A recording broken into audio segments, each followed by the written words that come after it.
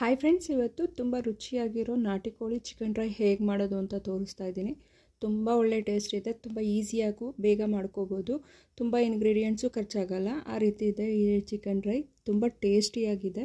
ಇದನ್ನು ಹೇಗೆ ಮಾಡೋದು ಅಂತ ನೋಡೋಣ. ಫಸ್ಟ್ ಒಂದು ಪ್ಯಾನಿಗೆ 6-7 ಒಣಮೆಣಸಿನ್ಕಾಯಿ ಹಾಕ್ಕೋಬೇಕು. ಅದರಲ್ಲಿ ಒಂದು 4 ಬ್ಯಾಡಗಿ ಮೆಣಸಿನ್ಕಾಯಿ, ಒಂದು 3 ಗುಂಟೂರು ಮೆಣಸಿನ್ಕಾಯಿ ಹಾಕಿ ಫ್ರೈ ಮಾಡ್ಕೋಬೇಕು. ಅದು ಫ್ರೈ ಮಾಡಿಕೊಂಡು ಒಂದು ಪ್ಲೇಟಿಗೆ ಎತ್ತಿಟ್ಕೊಂಡಾದಮೇಲೆ 1.5 ಸ್ಪೂನಷ್ಟು ಧನಿಯಾ ಬೀಜ ಹಾಕ್ಕೋಬೇಕು. ಅದ್ರ ಜೊತೆಗೆ 2 ಲವಂಗ, 2 ಪೀಸ್ ಚಕ್ಕೆ, 1 ಏಲಕ್ಕಿ, ಅರ್ಧ ಸ್ಪೂನ್ ಜೀರಿಗೆ, ಅರ್ಧ ಸ್ಪೂನ್ ಮೆಣಸು, ಇಷ್ಟನ್ನು ಹಾಕಿ ಲೋ ಫ್ಲೇಮಲ್ಲಿ ಹುರ್ಕೋಬೇಕು. ನಾನು ಇಷ್ಟು ಮಸಾಲಾನ ಅರ್ಧ kg ಚಿಕನ್ಗೆ ಆಗೋವಷ್ಟು ತೋರಿಸ್ತಾ ಇದ್ದೀನಿ. ನೀವು ಜಾಸ್ತಿ ಚಿಕನ್ ಮಾಡೋದಾದರೆ ಇದನ್ನು 1:2 ಮಾಡಿಕೊಂಡು ಫ್ರೈ ಮಾಡಿಕೊಂಡು ಸ್ಪೈಸಸ್ ಎಲ್ಲ ಪುಡಿ ಮಾಡ್ಕೋಬೇಕು. ಇದಿಷ್ಟು ಚೆನ್ನಾಗಿ ಹುರಿದಾದ್ಮೇಲೆ ಒಂದು ಪ್ಲೇಟಿಗೆ ಹಾಕ್ಕೊಂಡು ತಣ್ಣಗಾಗಕ್ಕೆ ಬಿಟ್ಟು ಆಮೇಲೆ ಪುಡಿ ಮಾಡ್ಕೋಬೇಕು. ಈ ರೀತಿ ಪುಡಿ ಮಾಡ್ಕೊಂಡಿದ್ದನ್ನ ಒಂದು ಸೈಡಿಗೆ ಇಟ್ಕೊಳ್ಳಿ. ಇವಾಗ ಹೇಗೆ ಮಾಡೋದು ಅಂತ ತೋರಿಸ್ತಾ ಇದ್ದೀನಿ. ಒಂದು ಪ್ಯಾನಿಗೆ 2-3 ಸ್ಪೂನ್ ಎಣ್ಣೆ ಹಾಕಬೇಕು. ಎಣ್ಣೆ ಜಾಸ್ತಿ ಏನು ತೊಗೊಳ್ಳಲ್ಲ, ಒಂದು 2-3 ಸ್ಪೂನ್ ಎಣ್ಣೆ ಹಾಕಿದ್ರೆ ಸಾಕು.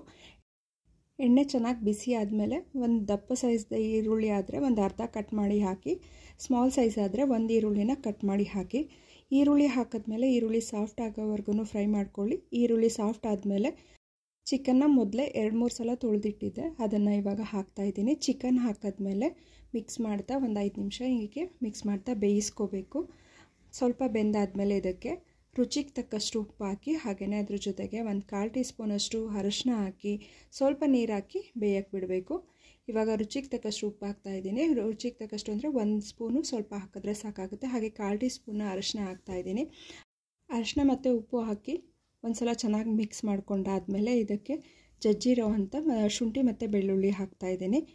ತುಂಬ ಶುಂಠಿ ಎಲ್ಲ, 1 ಇಂಚಷ್ಟು ಶುಂಠಿ, ಹಾಗೆ ಒಂದು 10-12 ಇಳಕು ಬೆಳ್ಳುಳ್ಳಿನ ತೊಗೊಂಡು ಹಾಗೆ ಜಜ್ಜಿ ಹಾಕ್ತಾಯಿದ್ದೀನಿ. ರುಬ್ಬಿಲ್ಲ, ಇದನ್ನು ಜಜ್ಜಿ ಹಾಕಿದ್ರೇ ಟೇಸ್ಟ್ ಚೆನ್ನಾಗಿರುತ್ತೆ. ಶುಂಠಿ ಬೆಳ್ಳುಳ್ಳಿ ಜಜ್ಜಿ ಹಾಕಿದ್ಮೇಲೆ ಅದ್ರದ್ದು ವಾಸನೆ ಹೋಗೋವರೆಗೂ ಸ್ವಲ್ಪ ಫ್ರೈ ಮಾಡ್ಕೊಳ್ಳಿ. ಅದು ಸ್ವಲ್ಪ ಚೆನ್ನಾಗಿ ಫ್ರೈ ಆಗ್ತಿದ್ದಾಗೇ ಇದಕ್ಕೆ ಒಂದು ಅರ್ಧ ಲೋಟದಷ್ಟು ನೀರು ಹಾಕಬೇಕು. ಇವಾಗ ಚೆನ್ನಾಗಿ ಫ್ರೈ ಆಗಿದೆ. ಒಂದು ಅರ್ಧ ಲೋಟದಷ್ಟು ನೀರು ಹಾಕಿ ಮುಚ್ಚಳ ಮುಚ್ಚಿ ಒಂದು 5-10 ನಿಮಿಷ ಬೇಯಿಸ್ಕೊತೀನಿ. ಇದು ನಾಟಿ ಕೋಳಿ ಆಗಿರೋದ್ರಿಂದ ಸ್ವಲ್ಪ ಟೈಮ್ ತೊಗೊಳುತ್ತೆ ಅಷ್ಟೇ. ಒಂದು 10 ನಿಮಿಷ ಮುಚ್ಚಳ ಮುಚ್ಚಿ ಚೆನ್ನಾಗಿ ಬೇಯಿಸಾದ್ಮೇಲೆ ಒಂದು ಸಲ ಚೆನ್ನಾಗಿ ಮಿಕ್ಸ್ ಮಾಡ್ಕೋಬೇಕು. ಚೆನ್ನಾಗಿ ಮಿಕ್ಸ್ ಮಾಡ್ಕೊಂಡಾದಮೇಲೆ ಮಸಾಲ ಪದಾರ್ಥಗಳನ್ನೆಲ್ಲ ಹುರಿದು ಪುಡಿ ಮಾಡಿ ಇಟ್ಕೊಂಡಿದ್ವಲ್ಲ, ಆ ಪೌಡ್ರನ್ನ ಇವಾಗ ಇದಕ್ಕೆ ಹಾಕ್ಕೋಬೇಕು. ಪೌಡರ್ ಹಾಕಿದ್ಮೇಲೆ ಒಂದು 5 ನಿಮಿಷ ಮಿಕ್ಸ್ ಮಾಡಿ ಚೆನ್ನಾಗಿ ಬೇಯಿಸ್ಕೊಳ್ಳಿ. ಫುಲ್ ನೀರೆಲ್ಲ ಹಿಂಗೆ ಡ್ರೈ ಆಗಬೇಕು, ಅಲ್ಲಿವರೆಗೂ ಬೇಯಿಸ್ಕೊಂಡ್ರೆ ಸಾಕು. ಇವಾಗ ಮಸಾಲ ಪೌಡ್ರ್ ಹಾಕ್ತಾಯಿದ್ದೀನಿ. ಪೌಡ್ರ್ ಹಾಕ್ಬಿಟ್ಟು ಒಂದು ಸಲ ಚೆನ್ನಾಗಿ ಮಿಕ್ಸ್ ಮಾಡ್ಕೊಳ್ಳಿ. ಚೆನ್ನಾಗಿ ಮಿಕ್ಸ್ ಮಾಡ್ಕೊಂಡಾದಮೇಲೆ ಪೌಡರ್ ಹಾಕಿ ಮಿಕ್ಸ್ ಮಾಡಿದ್ಮೇಲೆ ಯಾವುದೇ ರೀತಿ ಮುಚ್ಚಳ ಮುಚ್ಚದಲ್ಲೇ ಹಾಗೆ ಬೇಯಿಸಿ. ಹಾಗೆ ಬೇಯಿಸಿದ್ರೆ ಬೇಗ ನೀರು ಡ್ರೈ ಆಗಿ ರೋಸ್ಟ್ ಆಗುತ್ತೆ. ಲಿಡ್ ಕ್ಲೋಸ್ ಮಾಡಿದ್ರೆ ಬೇಗ ಡ್ರೈ ಆಗಲ್ಲ ನೀರು. ಹಾಗೆ ಒಂದು 5 ನಿಮಿಷ ಬೇಯಿಸಿದ್ರೆ ಸಾಕು, ಡ್ರೈ ಆಗ್ತಾ ಬರುತ್ತೆ. ಇವಾಗ ಸ್ವಲ್ಪ ಡ್ರೈ ಆಗ್ತಾ ಇರುವಾಗ 1 ಎಳೆಯಷ್ಟು ಕರ್ಬೇವಿನ ಸೊಪ್ಪನ್ನ ಹಾಕ್ತಾಯಿದ್ದೀನಿ. ಕರ್ಬೇವಿನ ಸೊಪ್ಪು ಹಾಕಿ ಹಾಗೆಯೇ ಏನು ಮಿಕ್ಸ್ ಮಾಡ್ದೇ ಲಿಡ್ ಕ್ಲೋಸ್ ಮಾಡ್ತೀನಿ.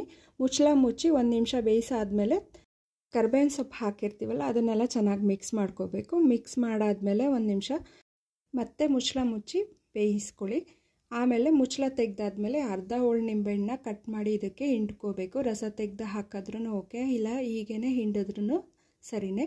ಒಂದು ಅರ್ಧ ಹೋಳು ನಿಂಬೆಹಣ್ಣಷ್ಟು ರಸ ತೆಗೆದು ಹಾಕಿದ್ರೆ ಸಾಕು. ಆ ನಿಂಬೆಹಣ್ಣು ರಸ ಹಾಕಿದ್ಮೇಲೆ ಚೆನ್ನಾಗಿ ಒಂದು ಸಲ ಮಿಕ್ಸ್ ಮಾಡ್ಕೊಳ್ಳಿ.